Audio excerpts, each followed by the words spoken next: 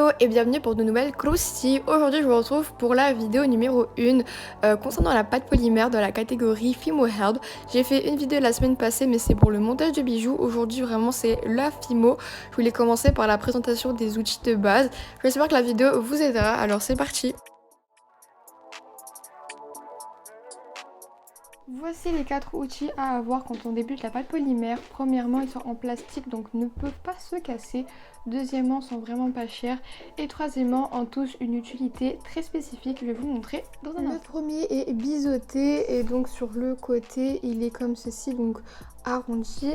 Ce qui va plus servir, c'est ce petit côté biseauté pour deux choses. La première sera pour couper la pâte tout simplement. Voilà, sans se couper, comme vous pouvez le constater, on ne peut pas se couper avec cet outil-là. Et ça coupe plutôt bien, surtout quand on débute. L'utilité, c'est pour faire parfois les petits biscuits, donc les petits traits comme ceci. Donc moi je sais que quand j'ai débuté la Fimo, j'adorais faire les petits lus. Donc je vous permets celui-ci, ce n'est pas le plus beau, mais c'est que un exemple pour vous montrer. Le deuxième outil se présente comme ceci, toujours avec deux embouts. Le premier pour moi c'est un dodging tool, voilà, il m'a énormément servi quand j'ai débuté la Fimo, surtout pour faire les donuts. Et celui-ci c'était parfois juste pour aplatir, voilà, il m'a pas beaucoup servi mais franchement c'est sympathique, voilà, on va pas se plaindre. Voici un exemple de donut que je peux réaliser. Bien sûr, je ne me suis pas vraiment appliquée, c'était juste pour vous rassurer et vous expliquer que franchement il fonctionne très bien, on dirait pas comme ça. Mais pour quelqu'un comme moi qui l'a utilisé depuis 4 ans, franchement c'est une pépite. C'est un bol tool, voilà, j'aimais bien l'utiliser pour faire des bols, tout simplement, donc je l'aimais beaucoup et me servait énormément. Et le deuxième embout, c'est un embout cranté pour faire l'effet croqué dans les chocolats, les donuts. C'est un effet que j'aimais beaucoup faire au début, donc franchement c'est un outil que je vous recommande. Et le dernier se présente comme ceci, il est super simple. Moi j'utilisais beaucoup pour les coulis, voilà, faire le mélange de coulis. D'ailleurs il y a beaucoup de vidéos sur internet, des tutos coulis Fimo, mais si vous voulez je ferai ma version sur cette chaîne, ne vous inquiétez pas. Et donc aussi la même chose pour l'autre bout, on peut bien mélanger. À la suite, je pense qu'après 5-6 mois de pâte polymère, il est temps d'acheter des lames. Donc moi j'avoue qu'au début j'avais pas mal peur de me couper, mais franchement il faut juste ne pas avoir peur et le faire tranquillement. Franchement, il n'y a pas une très grosse difficulté, il faut bien sûr prendre les bonnes lames. Donc je vais vous expliquer dans ce kit qu'est-ce qu'on peut retrouver. La première, c'est celle que je ne recommanderais du tout pas aux débutants, parce que c'est une lame en fait qui coupe des deux côtés et qui est très coupante. Donc moi c'est une lame que j'utilise pas du tout mais que j'ai gardée avec le temps. Ensuite, la deuxième, c'est une lame souple que j'utilise tout le temps, je l'adore parce qu'il y a un côté qui coupe pas et l'autre qui coupe. Donc franchement, sur ce côté, on a beaucoup moins de risque de se blesser au début et en plus, franchement, elle est top, elle est vraiment top, j'ai rien à dire. La troisième, c'est une lame que j'utilise un petit peu moins mais que j'avoue j'aimais beaucoup utiliser, c'est l'effet croquet tout simplement. J'avais vu aussi sur le tuto de Madame Patachou, elle avait fait avec un cupcake. Donc franchement, il y a plein de trucs à faire avec cet outil-ci. C'est juste que bien sûr, il est un petit peu moins utile qu'une lame simple. Ensuite, après un an et demi, voire 2 ans de Fimo, je pense que c'est le temps de s'acheter un scalpel. Parce que c'est une lame de précision. Moi, je l'aime beaucoup. Je l'utilise aussi la plupart du temps pour pas mal de créations.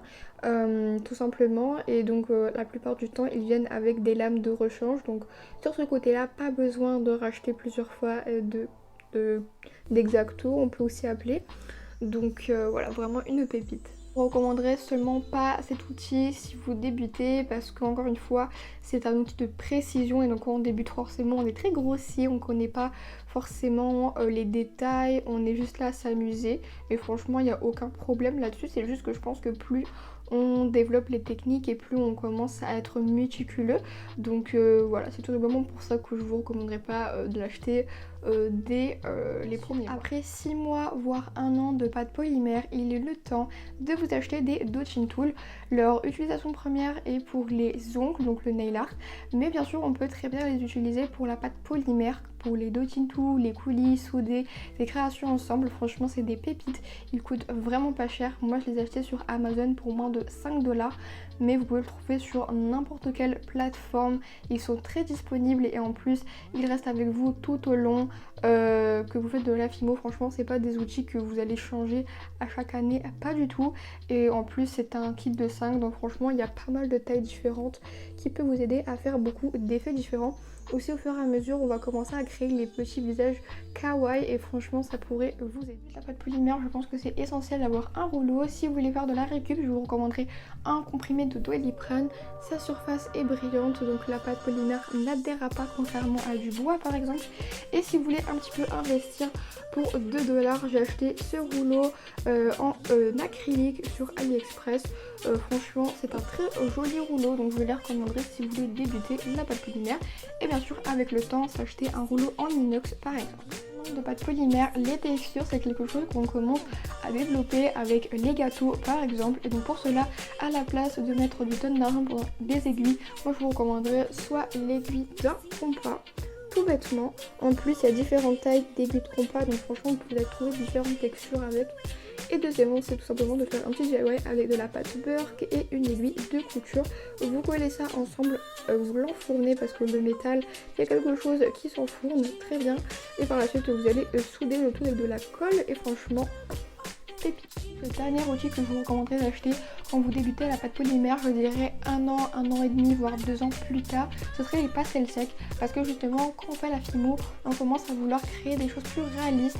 Et pour cela, on apporte les pastels secs qui vont nous donner cet effet un petit peu cuit. Comme si la création était passée au four, ça s'était bien fait dorifier comme des cupcakes qui sortent du four ou encore des cookies. Et justement pour ça, on a besoin de pastels secs. Il y a d'autres techniques, mais aujourd'hui, je vous présente celle-ci parce que c'est la plus simple. Donc j'aurai besoin de pinceaux et de pastels secs. Donc moi j'ai acheté un paquet parce qu'il y a beaucoup de couleurs. Et donc voici les 2 couleurs que je vous recommande, le ocre clair et le marron. Sinon vous pouvez aussi acheter à l'unité, à la base j'ai un gros paquet. Ça se fait très très bien aussi. Et voilà, la vidéo touche à sa fin, j'espère vraiment qu'elle vous aura plu. Si c'est le cas, n'hésitez pas à me le faire savoir dans les commentaires. Également, j'ai commencé cette série Fimo Help pour les débutants, les personnes qui désirent commencer la pâte polymère, qui sont un petit peu perdues. Mais également, si vous avez des questions particulières, peu importe votre expérience dans la Fimo, faites-vous plaisir. Et nous, on se revoit très prochainement pour de nouvelles pépites. Bisous!